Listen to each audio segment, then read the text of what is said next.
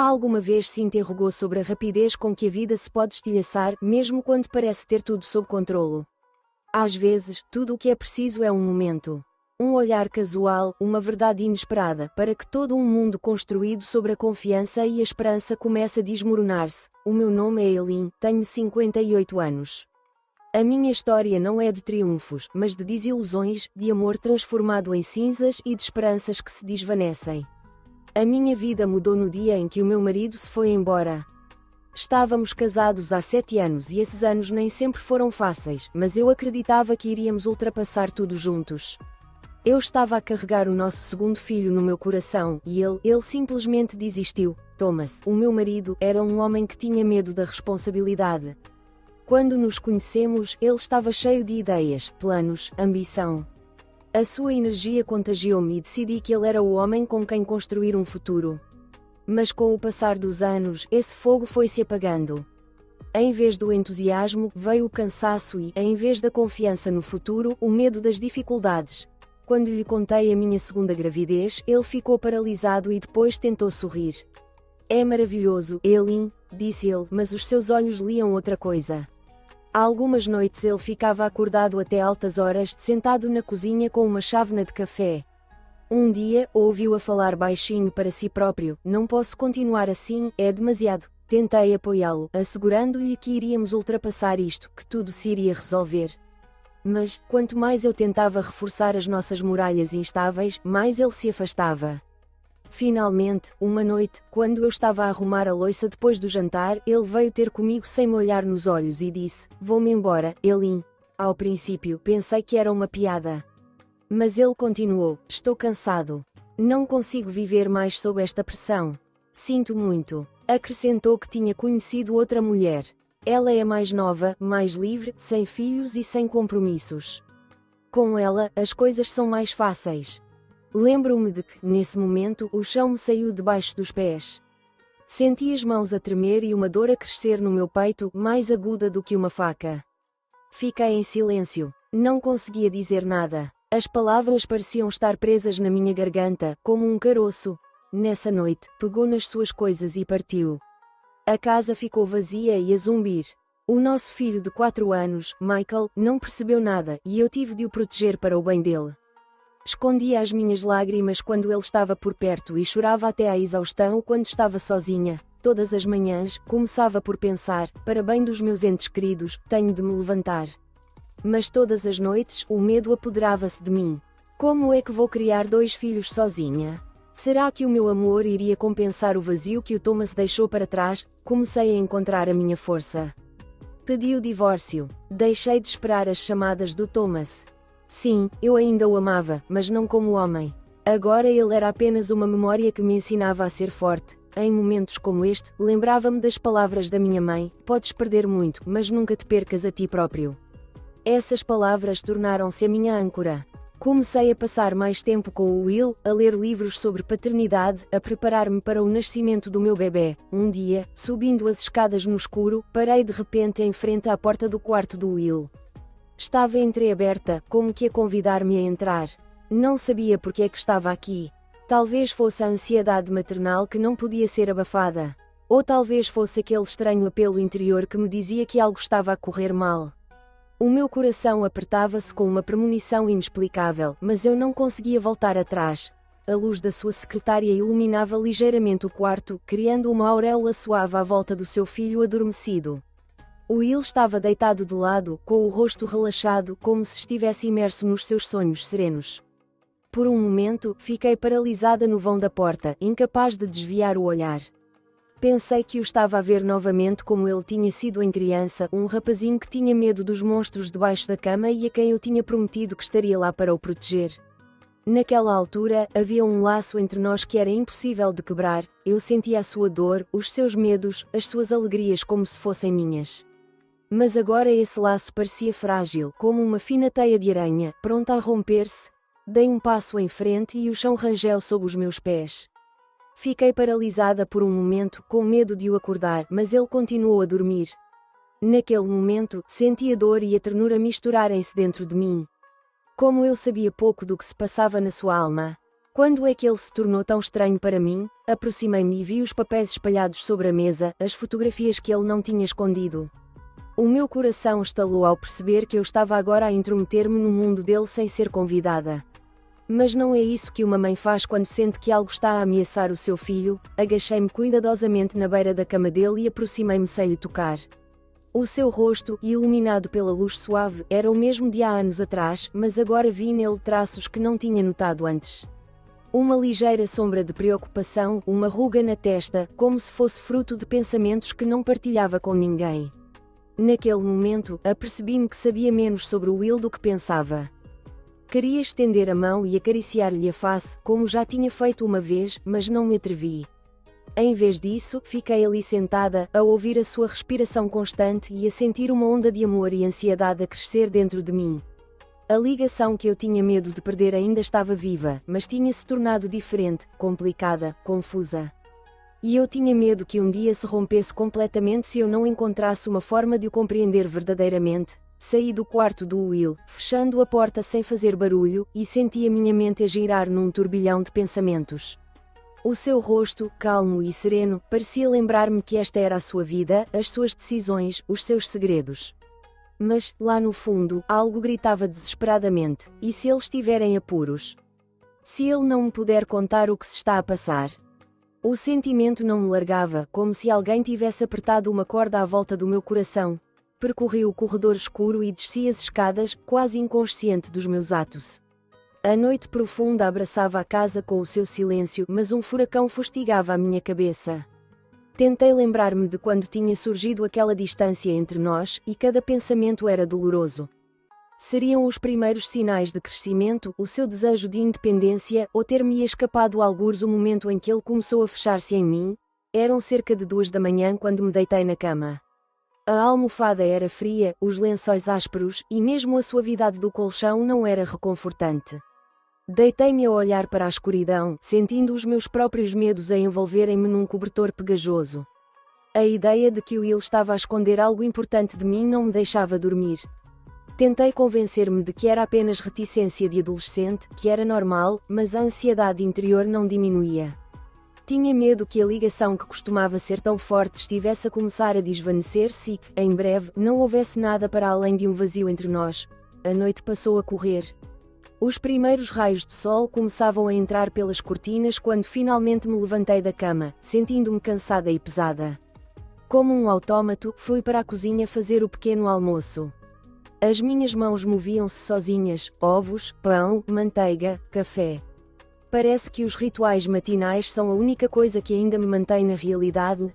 Quando ouvi o Will a descer as escadas, fiquei paralisada, como se estivesse à espera de algo inevitável. Ele entrou na cozinha com a sua expressão habitual, mas havia uma tensão subjacente à sua calma. O Will serviu-se de uma chávena de café, sentou-se à mesa e pegou num pedaço de pão. Sem sequer olhar para mim, deu uma pequena dentada e eu senti os meus dedos apertarem-se à volta da colher. Queria perguntar-lhe qualquer coisa, mas as palavras ficaram-me presas na garganta. E se eu for demasiado insistente? E se isso o afastasse ainda mais? Está tudo bem, Will? Perguntei, tentando manter a minha voz leve, mas soava rouca. Ele olhou para mim durante um segundo e sorriu um sorriso curto, quase educado. Sim, mãe, está tudo bem, respondeu, e a sua voz era quente, mas de alguma forma distante, como se não estivesse a falar comigo, mas com alguém de outro mundo. Observei-o, reparando em todos os pormenores, a ligeira tensão nos seus ombros, a forma como evitava o meu olhar por mais do que alguns segundos, a forma como os seus dedos agarravam a chávena com um pouco mais de força do que o habitual. Todas estas pequenas coisas encorajaram-me a pensar que ele estava realmente a esconder alguma coisa. Quando terminou, levantou-se rapidamente, murmurou qualquer coisa sobre negócios no seu quarto e dirigiu-se para as escadas. Fiquei a vê-lo subir as escadas, sentindo o peso no meu peito tornar-se insuportável. O abismo entre nós parecia agora sem fundo. Fiquei muito tempo junto ao lava-loiça, a ouvir as gotas de água a cair na bacia de metal. Batida após batida, como se o próprio tempo estivesse a zombar de mim. O meu coração apertava-se com a constatação de que já não conhecia o meu filho como dantes. Onde estava aquele rapaz que partilhava comigo os seus medos e as suas alegrias? Quando é que ele se tornou tão estranho? Naquele momento, apercebi-me de que não podia esperar mais. Não podia deixar este abismo crescer até se tornar intransponível. Tinha de encontrar uma forma de recuperar a nossa ligação, mesmo que isso significasse investigar os cantos escuros que ele me escondia. Mas eu sabia de uma coisa: se eu perdesse Will de vez, seria meu pior fracasso. Durante todo o dia, a tensão pairou no ar como uma nuvem de tempestade pronta a arrebentar. Havia um fosso invisível entre mim e o Will que eu já não conseguia ignorar. O seu comportamento mudou, tornou-se retraído, distante, como se estivesse não só distante mas também a esconder algo importante. Durante muito tempo convenci-me de que era apenas uma crise de adolescência, uma dificuldade temporária. Mas, nessa noite, algo dentro de mim rebentou, não podia esperar mais. Quando a noite caiu e a casa ficou em silêncio, ouvi o Will trancar a porta do seu quarto. O meu coração bateu mais depressa e dirigi-me à sua porta. Bati e, sem esperar por uma resposta, entrei. Ele estava sentado ao computador, com os auscultadores postos, mas retirou-os abruptamente quando eu apareci. Por um momento, os seus olhos brilharam de medo, que ele tentou esconder. Esse medo alertou-me imediatamente. Estendi-lhe o meu telemóvel, já sabendo o que iria ver no ecrã. O seu rosto estava pálido, os seus olhos percorriam a sala como um animal perseguido. Tentou explicar, mas as palavras ficaram-lhe presas na garganta. Como se percebesse que as desculpas eram inúteis, finalmente baixou a cabeça e esforçou-se por falar. A sua voz era calma, quase um sussurro, mas cada frase atingia-me como um golpe. O Will confessou que tudo começou com uma inocente oferta de dinheiro fácil. Ele queria ajudar, foi o que ele disse. Pensou que podia sustentar-nos, embora eu nunca lhe tivesse pedido. Mas as coisas foram mais longe do que ele se apercebeu. As pessoas que ele contactou começaram a exigir mais. Primeiro, fotografias. Depois, vídeos. Ele vendia imagens que fazia enquanto eu dormia, pensando que era inofensivo. Mas, gradualmente, a situação ficou fora de controlo. O medo e a vergonha que sentia impediram-no de vir ter comigo mais cedo. Ouvi a sua confissão, sentindo o chão a sair debaixo dos meus pés. O meu corpo tremia e o meu coração apertava-se de dor e de raiva.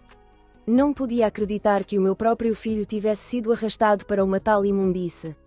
Não foi apenas um choque, foi uma traição. A culpa das suas ações pesava sobre mim e eu sentia-me cega e impotente por ter perdido o momento em que tudo começou. Os únicos sons no silêncio do quarto eram a sua respiração pesada e o som do vento do lado de fora da janela. Ele estava sentado com os braços à volta da cabeça, como se estivesse a tentar esconder-se da sua própria consciência. Fiquei a olhar para ele, lutando contra a vontade de gritar, mas em vez disso disse a mim própria que a raiva não ajudaria. Este era o meu filho, o meu filho. Por mais fundo que ele caísse, eu tinha de o ajudar a levantar-se. Aproximei-me e pus-lhe a mão no ombro. Ele estremeceu, mas não se afastou. O seu corpo tremeu, como um homem que finalmente se apercebeu da extensão dos seus erros. Eu sabia que tínhamos um longo e difícil caminho pela frente. Teríamos de destruir tudo o que ele tinha construído neste mundo sombrio e encontrar uma forma de o tirar do abismo. Mesmo que isso signifique queimar todas as pontes que ele construiu. Não vai ser fácil, mas estou disposta a fazer o que for preciso para salvar o meu filho. Senti que o mundo se estava a desmoronar à minha volta. Tudo o que tinha construído ao longo dos anos, tudo em que acreditava, era uma mentira. A minha fé no meu filho, na sua pureza, na sua honestidade, tudo isso desapareceu num instante. As minhas lágrimas caíam em catadupa, e eu mal conseguia respirar devido à dor. Agarrando a borda da colcha com os dedos, empurrei a cara para a almofada e gritei, como se isso pudesse fazer sair a dor interminável que me dilacerava por dentro. A porta do meu quarto abriu-se com uma pancada silenciosa. Ouvi os seus passos. O Will veio na minha direção, como que com medo, como se tivesse receio que eu desaparecesse se ele hesitasse. Ajoelhou-se ao pé da cama, passou os braços à volta das minhas pernas e começou a sussurrar algo inaudível, respirando pesadamente. A sua voz afogava-se nas minhas lágrimas. Eu não o queria ouvir, não o queria ver a dor. Mas ele continuou, implorando, pedindo perdão, agarrando-se a cada segundo para recuperar o que já estava irremediavelmente perdido. As suas mãos, tremendo de tensão, agarraram as minhas palmas. Levou-as aos lábios, beijou-as, uma e outra vez, como se com esses beijos pudesse apagar a sua traição, recuperar a confiança que tinha perdido. Sinto muito. Sussurrou, tocando com os lábios nos meus pulsos.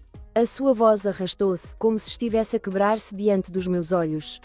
Mas eu apenas olhei para ele através do véu de lágrimas, sentindo algo quente e leve dentro de mim finalmente desaparecer. Eu dei-lhe tudo. Toda a minha força, o meu amor, a minha atenção, o meu coração. Vivi a vida dele, fazendo tudo o que podia para que ele crescesse e se tornasse um homem de quem se orgulhasse. Acreditei nele como mais ninguém. Mas agora estava um estranho sentado à minha frente. Will aproximou-se mais, os seus beijos apressados e incoerentes, bochechas, dedos, ombros. Agarrou-se a mim como se fosse uma tábua de salvação. Parecia pensar que, se fosse suficientemente sincero, eu poderia perdoar. Mas foi tudo em vão. Era demasiado tarde. Mãe, por favor. Murmurou ele, e nesse momento a sua voz tornou-se insuportavelmente familiar. A voz que ele costumava chamar-me quando tinha medo do escuro em criança. A voz que outrora me tinha evocado apenas ternura. Mas agora aquelas palavras cortavam como facas. Levantei-me e olhei diretamente para os seus olhos. Durante demasiados anos, vivi a minha vida na ilusão de que o compreendia. Que havia um laço entre nós que não podia ser quebrado. Mas agora eu via a verdade. Todo o amor que eu tinha posto nele tinha-se estilhaçado contra a parede fria do seu egoísmo. Queres perdão, Will? Pela primeira vez em todo este pesadelo, eu falei. A minha voz soava abafada, como se estivesse a vir das profundezas de um poço. Mas tu nem sequer te apercebes do que perdeste. Ele voltou a pegar-me nas mãos, mas eu recuei, sentindo algo gelado e implacável a crescer dentro de mim. Levantei-me, deixando-o ajoelhado junto à cama. As minhas pernas tremeram, mas não me deixei cair. Destruíste tudo o que construí, Will. Tudo. O silêncio pairou na sala. Ele envolveu os braços à volta da cabeça, como se pudesse esconder das palavras que eu tinha dito. Eu via-o a tremer de soluços, a dor a abanar-lhe os ombros. Mas isso já não me tocava. Saí para o corredor, deixando-o ali, sozinho. As lágrimas continuavam a correr, mas eu já não sentia nada cá dentro. Apenas um vazio. Descendo as escadas, pego no meu telemóvel e marco um número. As minhas mãos tremiam, mas eu sabia o que fazer. Tudo o que havia entre nós, um amor maternal, sem limites e indulgente, tinha desaparecido no momento em que ele me traiu. Ouvi uma voz do outro lado da linha. Estou. Fala a mãe do Vila, disse eu, tentando que a minha voz soasse firme. Precisamos de ajuda. Um psicólogo. E possivelmente da polícia. Desliguei o telefone, sentindo a dor começar a desaparecer pela primeira vez em horas. Isto não era o fim. Era o princípio do fim.